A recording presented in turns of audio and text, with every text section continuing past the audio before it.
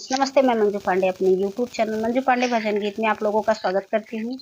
एक गारी गीत लेके आई हूँ छोटी सी। आप लोगों को कैसा लगेगा प्यारा प्यारा कमेंट करके बताना। चैनल पर नया है तो सब्सक्राइब करना, वीडियो को लाइक करना, शेयर करना और फुल वॉच करके देखिएगा।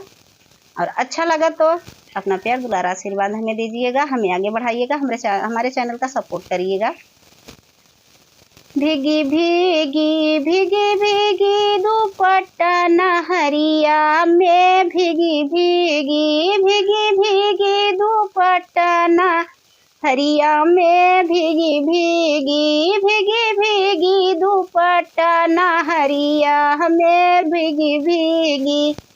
समधीर मायापन बहिनी बोलामय अनकार के, बोलामय सनकार के, बोलामय आँख मार के, बोलामय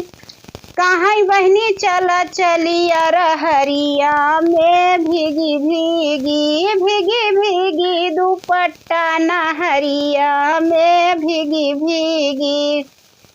दुल्हेरा मायापन बहिनी बोलामय अनकार के, बोलामय सनकार के, बोलामय आँख मार के, बोलामय अरे कहाँ बहनी चला चली अरहरिया में, भीगी भीगी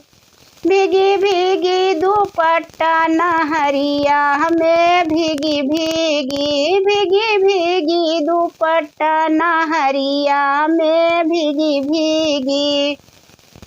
अगुअरा मायापन बहिनी बोलामय अनकार के, बोलामय सनकार के, बोलामय आँख मार के, बोलामय कहाँ आवा चली बहनी अरहरिया में, भीगी भीगी कहाँ आवा चली बहनी अरहरिया में, भीगी भीगी भीगी भीगी दुपट्टा नहरिया में, भीगी भीगी भीगी भीगी दुपट्टा नहरिया में, भीगी भीगी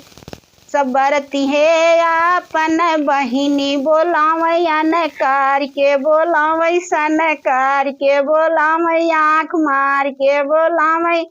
कहाँ बहनी आवा चली अरहरिया में, भीगी भीगी कहाँ बहनी आवा चली अरहरिया में, भीगी भीगी भीगी भीगी दुपट्टा नहरिया में, भीगी भीगी भीगी भीगी दुपट्टा नहरिया में, भीगी भीगी।